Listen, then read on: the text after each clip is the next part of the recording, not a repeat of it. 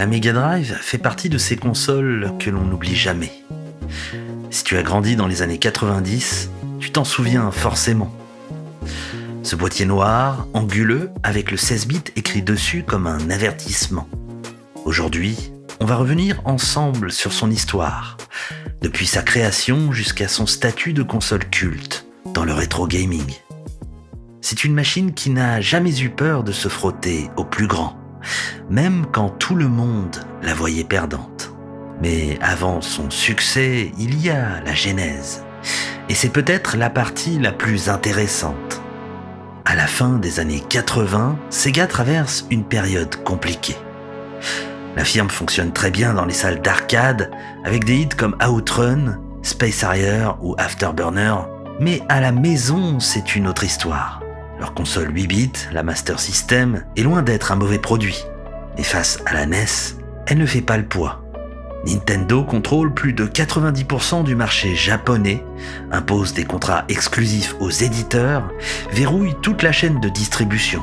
Sega sait qu'en continuant comme ça, ils n'auront jamais l'espace nécessaire pour exister. C'est à ce moment-là qu'un petit groupe d'ingénieurs mené par Masami Ishikawa, avec l'appui du responsable hardware Hideki Sato, commencent à réfléchir à une nouvelle machine. Leur idée est simple, s'appuyer sur ce que Sega a fait de mieux, c'est-à-dire l'arcade. Ils veulent que la nouvelle console soit capable de reproduire de véritables jeux d'arcade à domicile, sans compromis. Ils récupèrent donc le processeur Motorola 68000, un composant utilisé dans les bornes Sega les plus puissantes.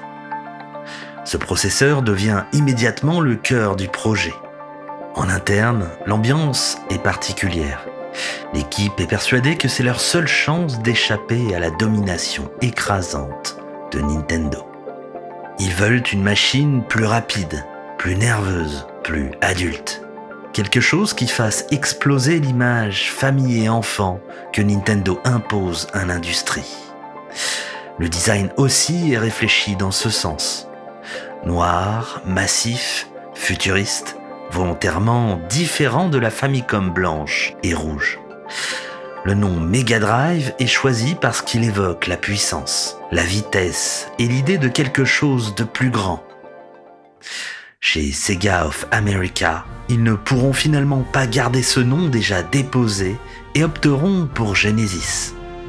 Mais l'intention reste la même, montrer que cette console marque un nouveau départ. Quand le prototype est validé, l'équipe commence à porter ses jeux d'arcade dessus, et les résultats sont suffisamment bons pour convaincre la direction. C'est la machine qu'il faut lancer pour affronter Nintendo. Tout le projet repose sur cette promesse, amener l'arcade dans le salon, avec la même vitesse et la même énergie qu'en salle. En 1988, la Mega Drive sort donc au Japon.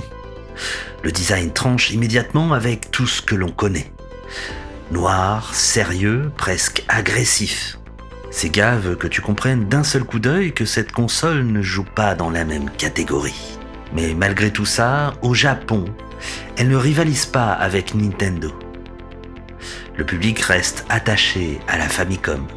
C'est un lancement correct, mais loin du raz-de-marée espéré.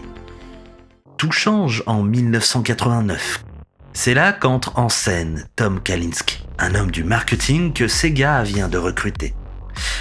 Il comprend immédiatement que l'objectif n'est pas seulement technique. Il faut que la console ait une identité, une attitude.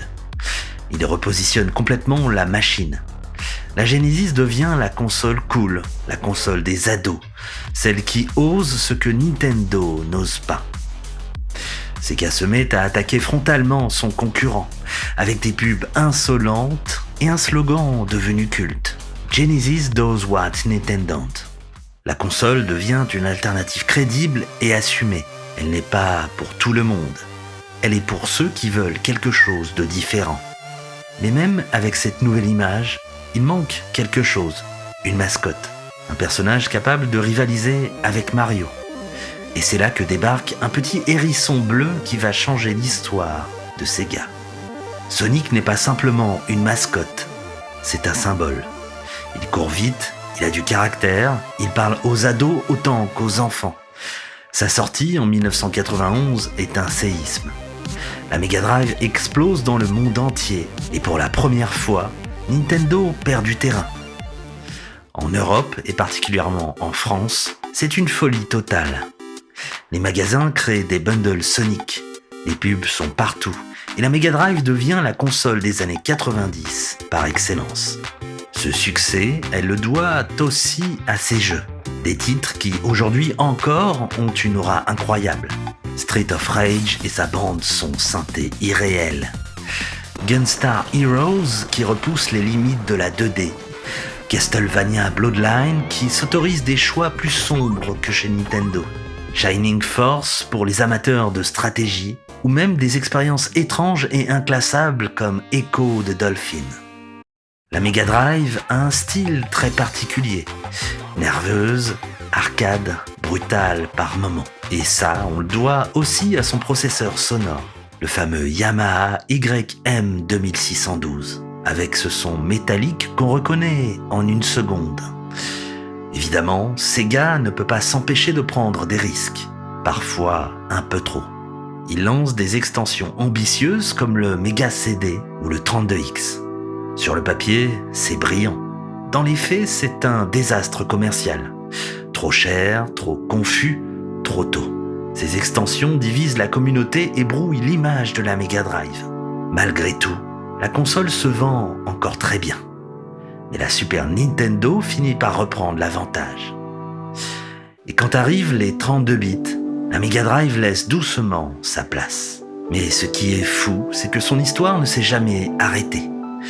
Aujourd'hui, elle est l'une des consoles les plus aimées du rétro gaming. Et ce n'est pas juste parce qu'elle rappelle des souvenirs, mais parce qu'elle a une personnalité. Elle sonne comme aucune autre console. Elle a une bibliothèque ultra marquée, avec des jeux qui ont encore un punch incroyable. Elle représente une époque où Sega osait tout. Une époque où deux géants se battaient à armes égales, où chaque sortie devenait un événement. La Mega Drive, c'est aussi la console qui a transformé Sonic en icône mondiale. Et quand tu la rallumes aujourd'hui, tu comprends tout de suite pourquoi elle a marqué autant de monde. Elle va droit au but, elle ne te laisse jamais souffler, et elle te rappelle ce que c'était de jouer à une époque où tout semblait plus simple, plus direct, plus instinctif. C'est une machine qui ne cherchait pas à plaire à tout le monde, mais qui a fini par conquérir ceux qui voulaient une console qui avait du caractère.